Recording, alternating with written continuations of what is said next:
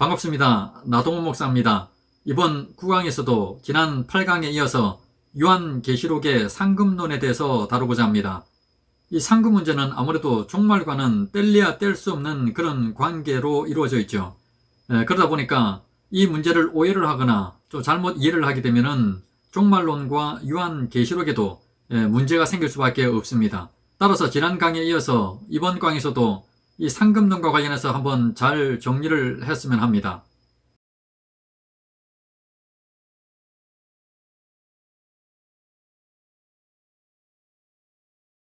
지난 8강의 내용을 한번 정리하고 가겠습니다. 상급론에서 상이나 벌을 가하게 되는 그 기준, 판단의 그 기준은 이 행위라고 하는 에르곤이었습니다. 그리고 이 행위라는 것 속에는 보면은 자신의 내면적인 행위도 있고 또 외적으로 해서 나타나는 남과의 관계에서 나타나는 그러한 행위들도 있었습니다.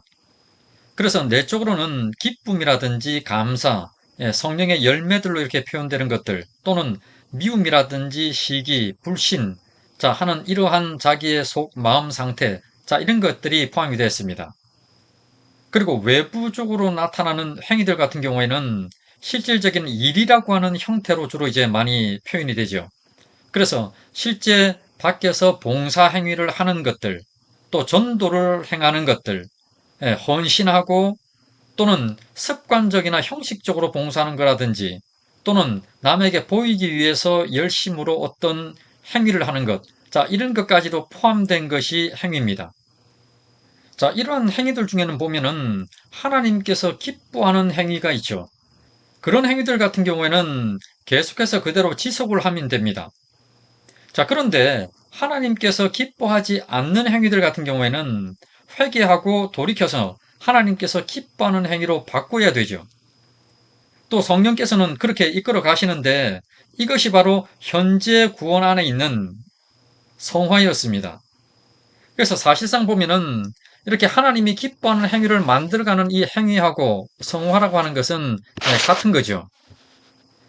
이렇게 이 교회라고 하는 교회 시대 동안에 하나님께서 기뻐하는 행위에 대해서는 칭찬이 주어졌고, 그렇지 못하는 행위들에 대해서는 책망이 가해졌습니다. 그리고 회개를 촉구하고 연단을 위한 징계가 주어졌죠. 그리고 거듭난 이후에 행한 그 모든 행위들에 대한 최종적인 판결은 바로 예수 그리스도의 재림 이후에 있게 될 흰보자 심판대에서 상과 벌로 주어졌습니다. 이때 금이나 은이나 보석과 같은 행위들에는 상이 주어지고 나무나 풀이나 집과 같은 그런 행위들에는 벌이 주어집니다. 물론 거듭난 성도들, 그리스도의 이 터 위에 집을 지은 성도들은 비록 나무나 풀이나 집이라고 하는 성화되지 못한 행위가 있어도 구원은 받습니다. 그러나 판결의 그 기준이라고 하는 것은 말씀과 예수 그리스도 앞에서 마치 불 가운데 구원받는 것 같게 됩니다. 그리고 계시록 2, 3장을 좀 더 자세히 살펴보면 이러했습니다. 예수님께서 7교회 각각에 하시는 말씀은 모두가 다 이렇게 3단 구조로 이루어졌었습니다. 서론부에는 이기신 예수님이 언급되었고 본론부에서는 이기신 예수님의 지체인 이 땅에 있는 교회들에게 이기는 삶을 살게끔 그렇게 이끌어 가시는 그 모습이 담겼습니다. 그리고 결론부에서는 이기고 있는 자가 곧 그리스도의 지체인 교회였습니다. 왜냐면은 성도들 중에는 상대적으로 이렇게 성화가 많이 된 이들도 있죠. 그렇지만 상대적으로 성화가 덜 된 이들도 있습니다. 성화가 많고 적거나 또는 성화가 빠르거나 느리고의 이런 차이는 있죠. 그래도 이들은 모두가 다 이기고 있는 삶을 삽니다. 이들은 거듭난 자들이고 그리스도의 터 위에 있는 자들이기 때문입니다. 따라서 이기는 자들인 교회는 영생 천국에 들어가게 됩니다. 이 계시록 2, 3장을 상급론의 측면에서 이렇게 보게 되면은 이 땅에서 신앙하는 기간 동안에 행했던 그 모든 행위들, 선한 열매가 되었든 악한 열매가 되었든지 간에 이 모든 행위들을 흰보자 심판대에서 판결을 받습니다. 이와 관련된 것들이 지난 시간에 다루었던 주 내용들입니다. 자, 그러면 이번 구강에서는 상급이라고 하는 것이 무엇이고 또 상급에는 어떠한 종류들이 있는가에 대해서 한번 다루겠습니다. 이 상급이라고 하는 것이 이 땅에서 신앙생활하는 이 기간 동안에도 주어집니다. 그런데 여기서는 최종적인 부분에 대해서만 좀 다루고자 합니다. 최종적으로 받게 될 상급의 첫째로는 힘보자 심판대에서 받게 될 칭찬이라는 것이 있습니다. 앞서 힘보자 심판대에서 받게 될 상이라고 하는 것에 대해서 언급이 있었는데 그 구체적인 것이 주님께서 하실 칭찬을 들 수가 있습니다.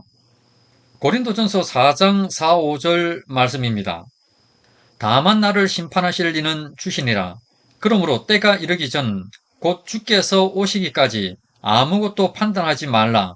그가 어둠에 감추인 것들을 드러내고 마음의 뜻을 나타내시리니 그때 각 사람에게 하나님으로부터 칭찬이 있으리라.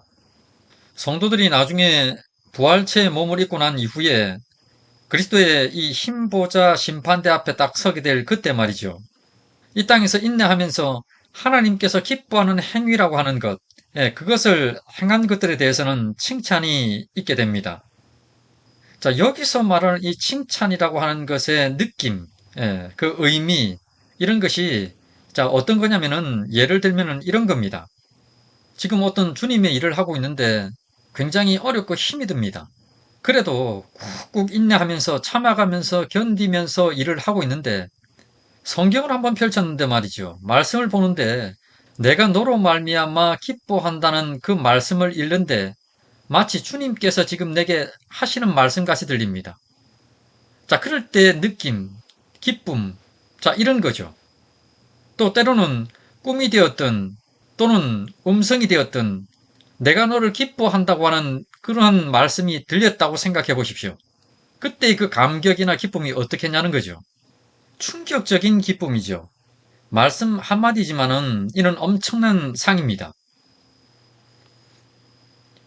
상급의 두 번째 의미로는 영생 천국이 있습니다.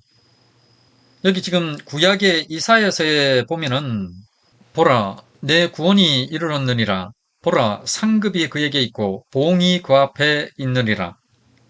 구원을 받아서 천국 가는 것만큼 큰 상은 없습니다. 그것 하나만 가지고도 모든 상이란 상들을 다 덮고도 남음이 있죠.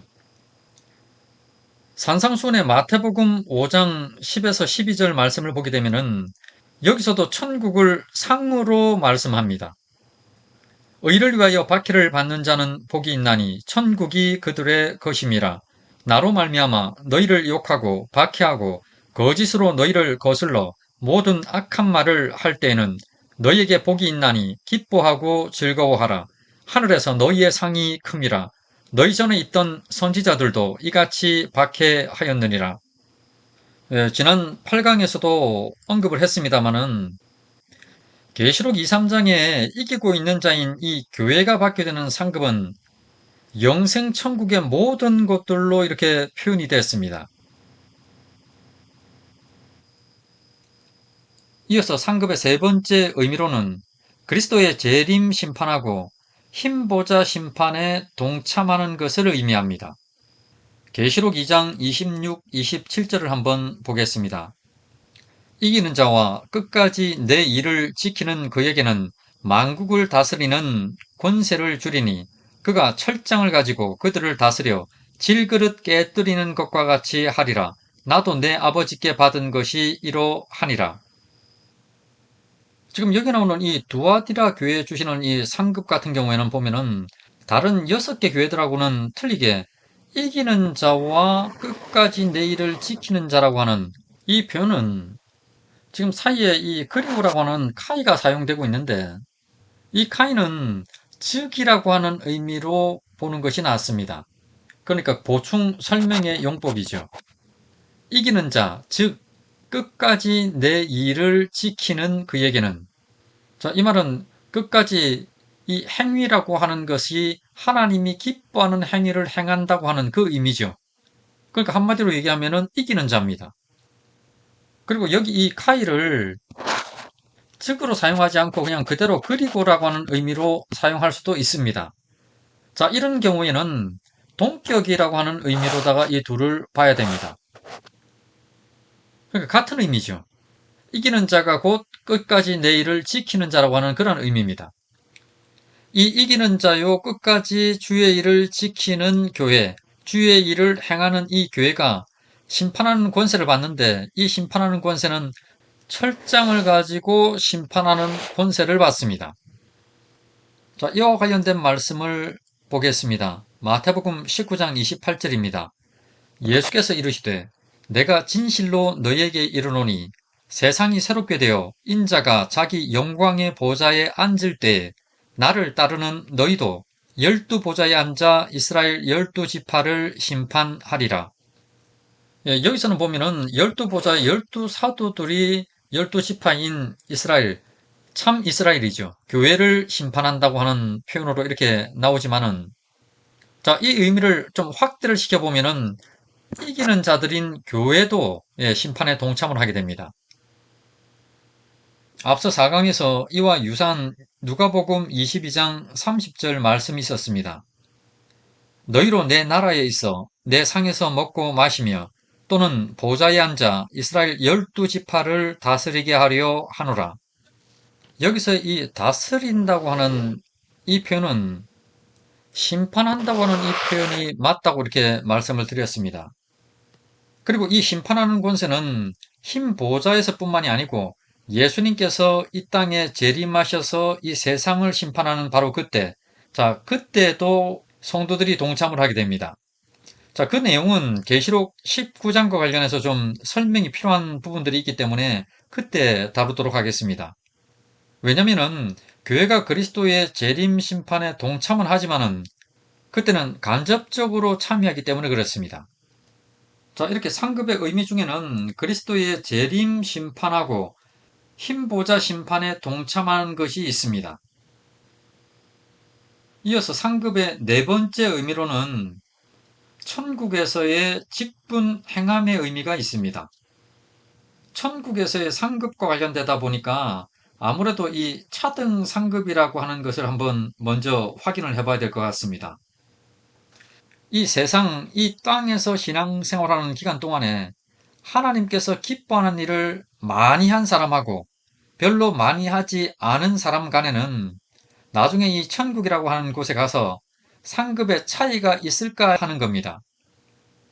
상급의 차이가 있다고 하는 사람들, 자, 이렇게 주장하는 사람들은 이런 말들을 합니다. 이 성경이라고 하는 것에 보면은 수많은 상급에 대한 표현들, 언급들이 있다고 이렇게 얘기를 합니다. 그리고 이 천국이라고 하는 곳은 죄라고 하는 것, 또 사탄이라고 하는 존재, 자, 이러한 권세가 완전히 깨진 곳, 완전히 총결된 곳이기 때문에 사랑이라고 하는 것 안에서 상급을 받지 못한 사람들은 존귀한 마음을 가지고 또 상급을 받은 자들을 높여주고 그리고 상급을 받은 자들 경우에는 겸손하고 감사의 마음으로 낮아지기 때문에 전혀 문제될 것이 없다고 자 이렇게 말합니다. 반면에 상급에 차등이 없다고 하는 사람들 자 이들은 이런 주장을 펼칩니다. 만약에 상급에 차등이 있다고 그러면은 우열이라고 하는 것이 발생하게 되는 것이고 그 자체로 우월감과 열등감이 있게 되고 또 여기서 따르는 이 서열이라고 하는 것이 생긴다는 거죠. 따라서 이 온전한 세상인 이 천국이라고 하는 이미지 자체에 손상이 생기는 것이기 때문에 차등 상급이라고 하는 것은 결코 있을 수 없다고 이렇게 강조를 합니다. 자, 그러면은 차등 상급과 관련해서 차등 상급이 있다와 없다. 과연 어느 쪽이 맞을까요? 한번 확인을 해 보겠습니다. 보통 많이들 언급하는 말씀 중에 보면은 고린도전서 15장 41절 말씀이 있습니다. 해의 영광이 다르고 달의 영광이 다르며 별의 영광도 다른데 별과 별의 영광이 다르도다. 이 말씀과 관련해서 크리소스톰은 영광이 다르다고 이렇게 주장했습니다. 반면에 터툴리안은 그런 표현이 아니라고 했는데 실제로 보면은 이 터툴리안의 주장이 맞는 것 같습니다. 그러니까 이 말씀 전후 문맥을 보게 되면은 부활에는 인간만 부활하는 것이 아니라 짐승이나 새나 물고기 등 다른 부활체들, 그러니까 다른 영광들도 있다는 거죠. 이를 비유한 말씀이 이 말씀으로 보는 겁니다. 이런 맥락으로 본다고 그러면은 이는 영광의 크기 차이가 아니라 영광의 다양성을 나타내는 표현이 합당해 보입니다. 따라서 이 말씀은 차등 상급을 변론해주는 그런 말씀은 아닌 거죠. 따라서 차등 상급의 대표적인 말씀은 문화의 비유입니다. 귀인이 왕위를 받아가지고 돌아와서 은화를 준 종들이 각각 어떻게 장사하였는지를 알고자 하여 그들을 부르니 그 첫째가 나와 이르되 주인이여 당신의 한 문화로 열 문화를 남겼나이다.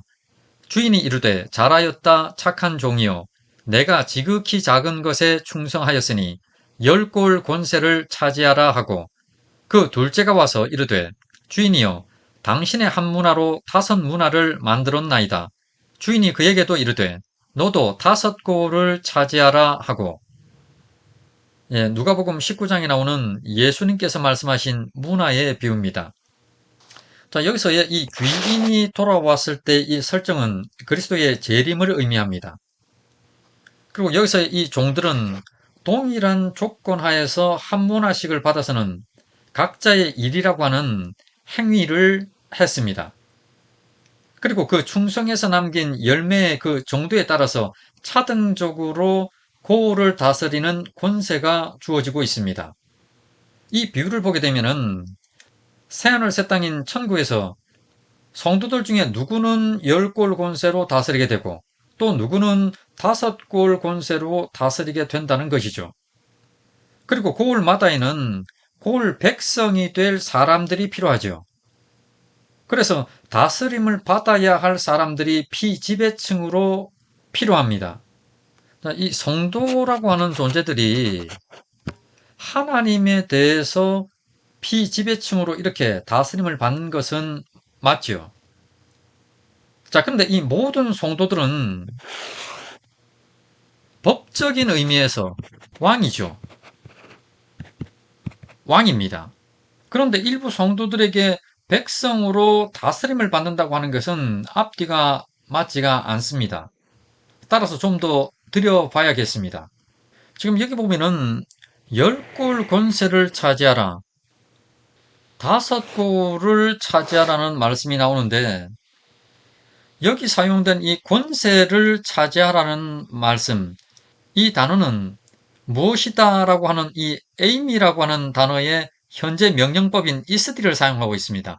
그래서 너는 지금부터 계속해서 권세를 누리라고 하는 그러한 의미입니다.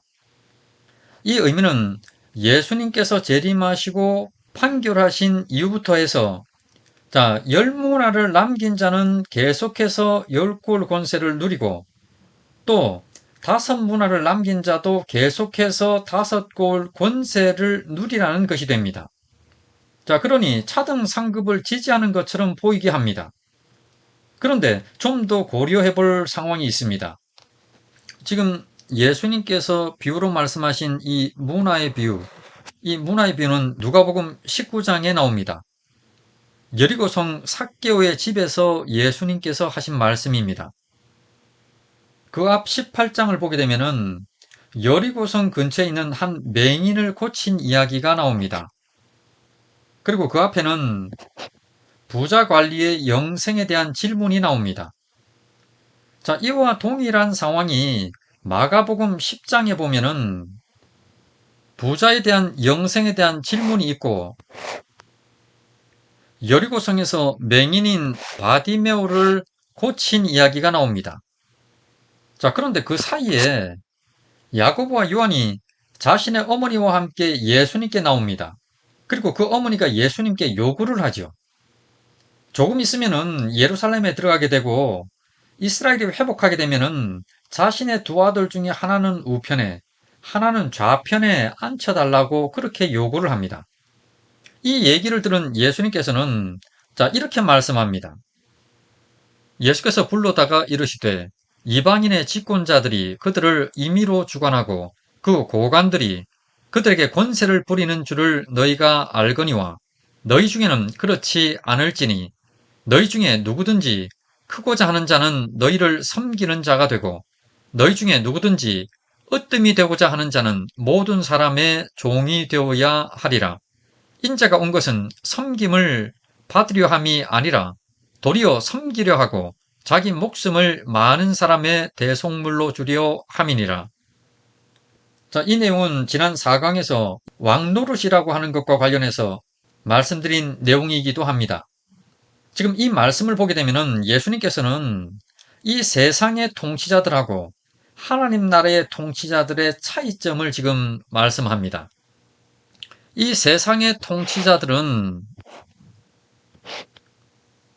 약자들 위해 군림하면서 권세를 부리는 거죠. 그렇지만 하나님 나라의 통치자들은 오히려 낮은 자의 모습으로 다른 이들을 섬기는 것이 권세라고 이렇게 말씀을 합니다. 자, 그러면 한번 생각해 보시기 바랍니다.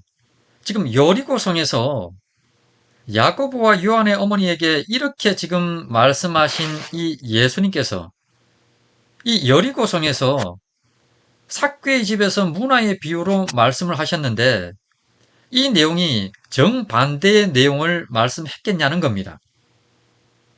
자, 그러면은 열 문화를 남긴 자에게 열 골 권세가 주어지고 다섯 문화를 남긴 자에게 다섯 골의 권세가 주어진다고 하는 그 의미는 무엇이겠습니까?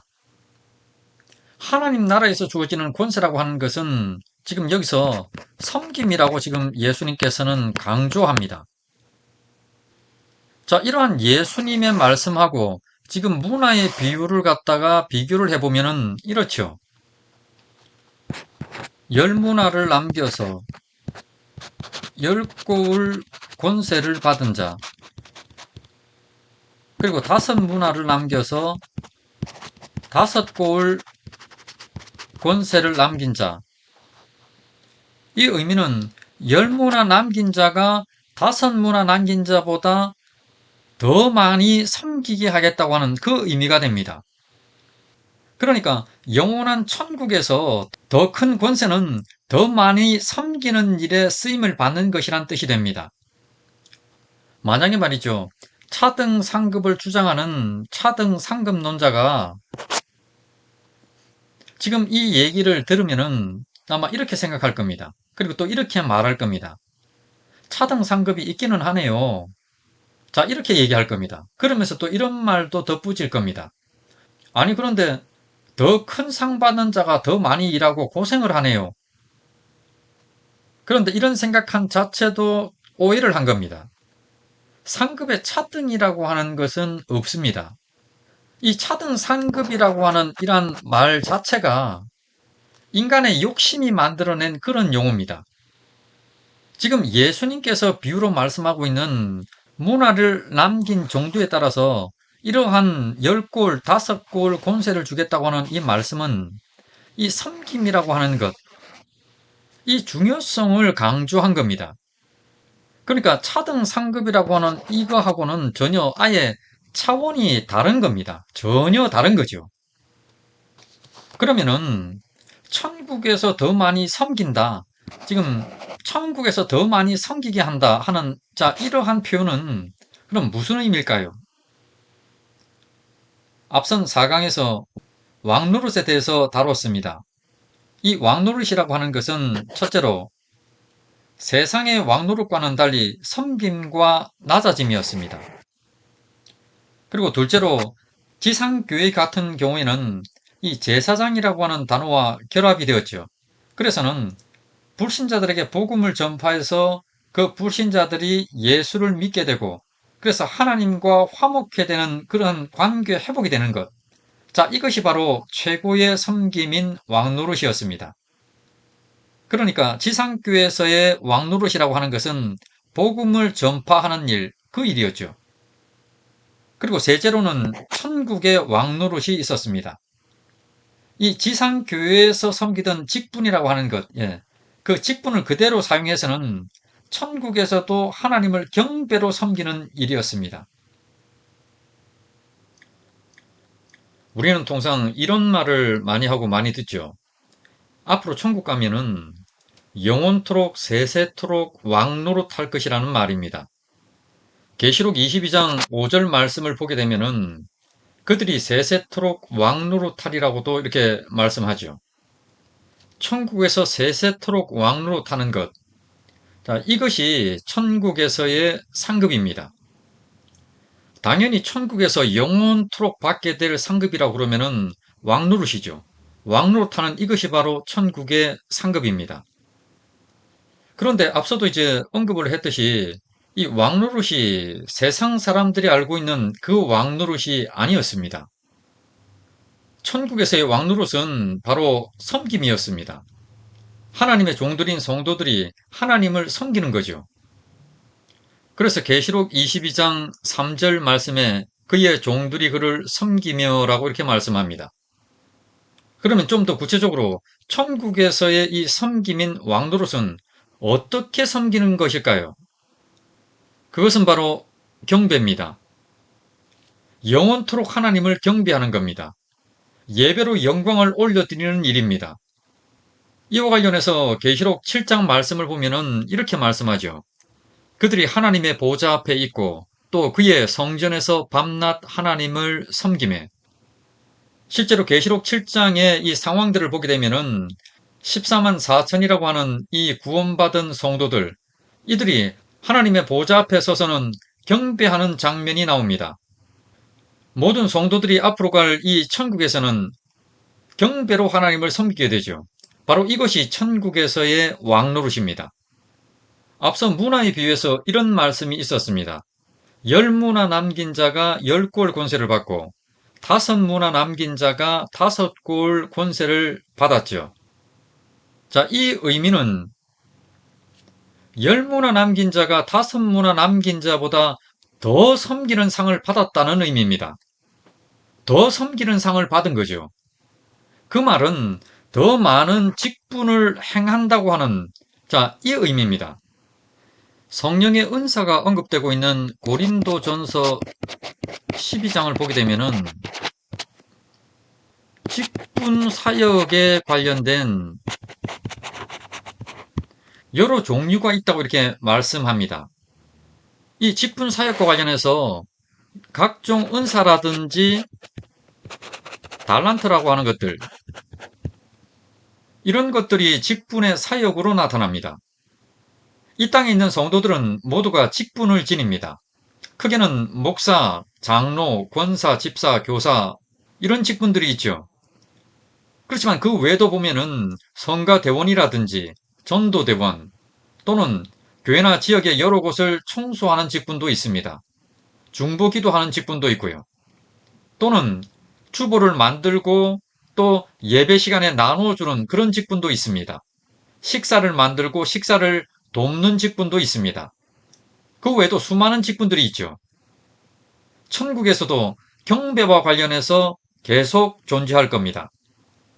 이러한 경배와 관련된 섬김에 열문화를 남긴 자는 더 많은 직분으로 섬긴다는 겁니다. 이처럼 천국에서 직분을 행하는 것, 이것이 바로 상급입니다. 영원한 천국에서 왕노릇하는 이 일이 바로 직분으로 섬기는 일입니다. 참 신앙에 있는 사람들은 이보다 귀한 왕노릇이 없죠. 물론 이러한 관계들을 오해를 해서 이렇게 말하는 분들도 있습니다. 이 땅에서는 면석이 한 번도 못 해봤는데 10골, 5골 다스리게 되었으니까 앞으로 이제 목에 힘 좀 주고 살겠네 하는 이런 분들은 좀 실망스럽겠지만은 이런 분들도 참된 왕노릇의 의미를 알고 나서는 기쁠 겁니다. 진실로 기뻐할 겁니다. 이것이 상급의 하나인 왕노릇이고 그 본 의미는 천국에서의 직분 행함입니다.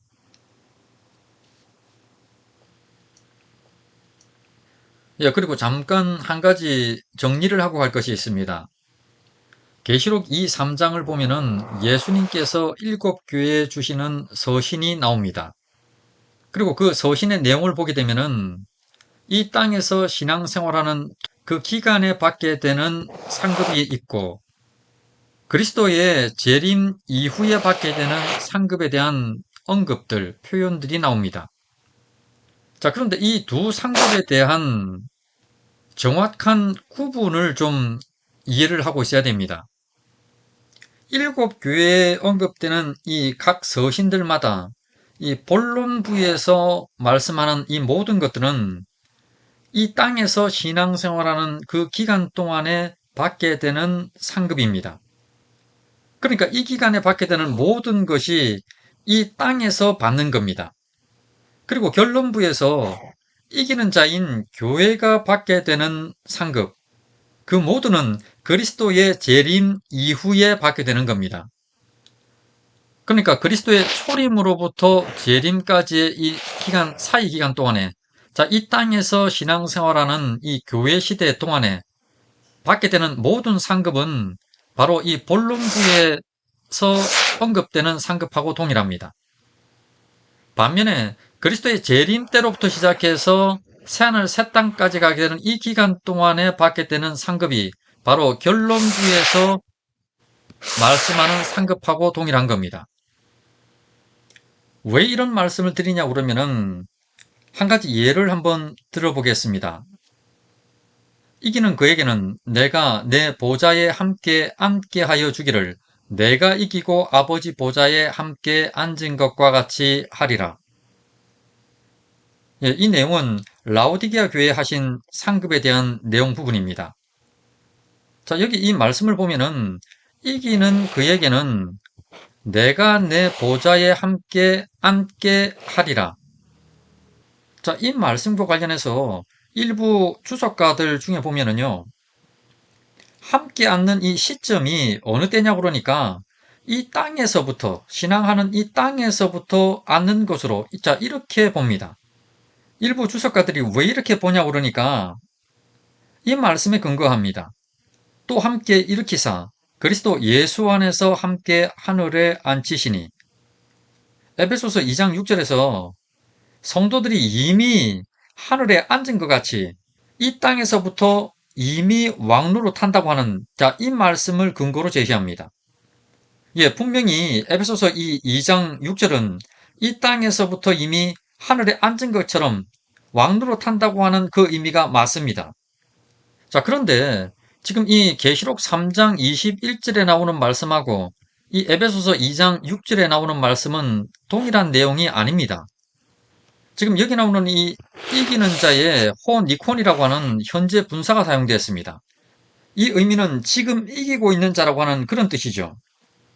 그래서 아, 그렇구나. 지금 이기고 있으면 지금 보좌에 앉은 것 같이 자, 그렇게 왕노로 타는구나. 자, 이렇게 생각할 수 있는데 그렇게 보면 문제가 생깁니다. 예를 들어서 에베소 교회 같은 경우에는 처음에는 이 사랑이라고 하는 행위가 있었습니다. 그런데 뒤에 가면은 이 처음 사랑을 잃어버리죠. 그래서 주님으로부터 책망을 받게 됩니다. 이 에베소 교회가 자, 이기고 있는 자라서 사랑을 하고 있기 때문에 보좌에 함께 앉는 이란 상을 받았는데 잠시 후에는 이기지를 못하고 있는 겁니다. 그래서 책망을 받게 된다고 그러면은 보좌에서 쫓아버리나요? 자, 말이 안 되지요. 이 일곱 개 교회 결론부에 언급되고 있는 이러한 상급들, 이러한 상급들은 전부 다가 그리스도의 재림 이후에 받게 되는, 자, 이것들을 표현한 겁니다. 그러니까 여기서의 이 이기고 있는 자라고 하는 호니콘이라고 하는 이것이 교회라고 하는 말로, 자, 이렇게 봐야 됩니다.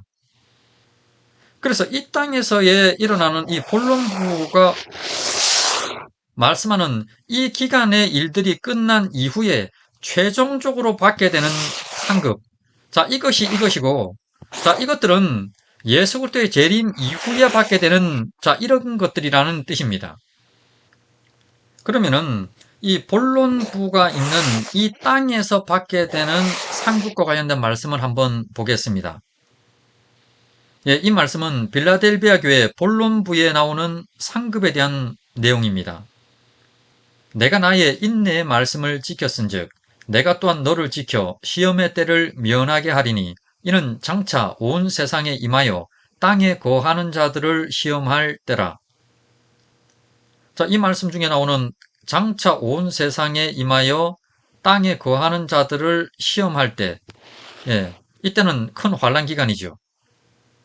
그러니까 이 땅에서도 상을 받는데 왜 받냐고 그러니까 인내의 말씀을 지켰다는 겁니다.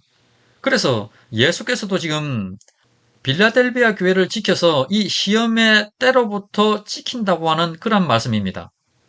자, 여기 지금 면하게 하리니라고 하는 것은 테레소 에크, 뭐로부터 내가 지킬 것이다 라고 하는 그런 의미입니다. 자, 이것은 큰 환란의 이 시험을 당하기는 하지만은 너희의 신앙을 지킨다고 하는 그런 의미입니다. 큰 환란 기간 자체를 아예 당하지 않게 해버리겠다고 하는 이런 의미가 아닙니다. 큰 환란 기간을 이 빌라델비아 교회도 당연히 겪죠. 그렇지만 주께서 지키시겠다, 보호하시겠다고 하는 그런 의미가 됩니다. 신앙을 말이죠. 지금 이 땅에서 받는 상급이라고 하는 것하고 그리스도의 재림 이후에 받게 되는 상급이라고 하는 것을 구분을 해서 자, 이렇게 강조를 드리는 이유는 구분을 하지 않고 그냥 상급이라고 하는 한 덩어리로만 이렇게 보게 되면은 이기는 자가 교회라고 하는 이것 또한 흔들리게 됩니다. 이기는 자라고 하는 것이 교회와 동의어라고 하는 이 자체가 흔들리게 되면은 계시록 2, 3장 전체 해석 자체가 뒤엉켜버리게 됩니다. 앞서도 계속 말씀드렸던 이 서론, 본론, 결론부에 대한 이러한 구조 자체가 이것이 막 뒤엉켜버립니다. 지금 제가 말씀드린 것을 한번 이해를 해보려고 그러면은 한번 직접 2, 3장을 읽으면서 해석을 해보면은 알게 됩니다. 아주 간단하고 쉬운 것이 굉장히 혼란스럽게 볼 때마다 뒤죽박죽이 되어버립니다.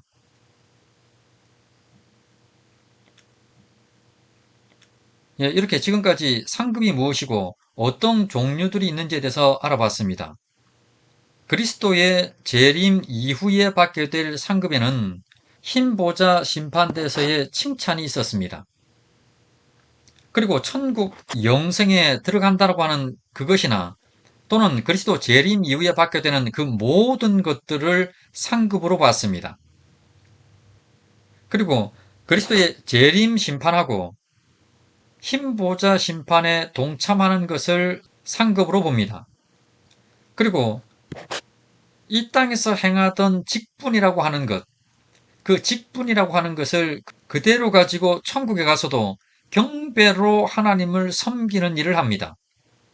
자, 이것이 상급인데 이것은 천국의 왕노릇이기도 합니다. 동의어죠. 그리고 마지막으로 이 면류관이 상급입니다. 자, 이 면류관과 관련해서는 다음 강에서 별도 주제로 다룰 겁니다. 따라서 이와 관련된 자세한 것들은 다음 강에서 언급하도록 하겠습니다. 자, 이렇게 해서 상급에 대해서 다뤄봤습니다. 이렇게 해서 이번 9강에서는 상급에는 무엇이 있는지에 대해서 한번 다뤄봤습니다. 그리고 계시록 2, 3장 결론부에 나오는 이기는 자인 교회가 받게 되는 상급은 그리스도의 재림 이후에 받게 되는 것이었습니다. 그리고 그 이전에 언급되는 상급들은 모두가 다 이 땅에서 받게 되는 것이었습니다. 다음 10강에서는 상급의 한 종류이면서 또 독자적으로도 중요한 의미를 내포하고 있는 면류관에 대해서 한번 다루겠습니다.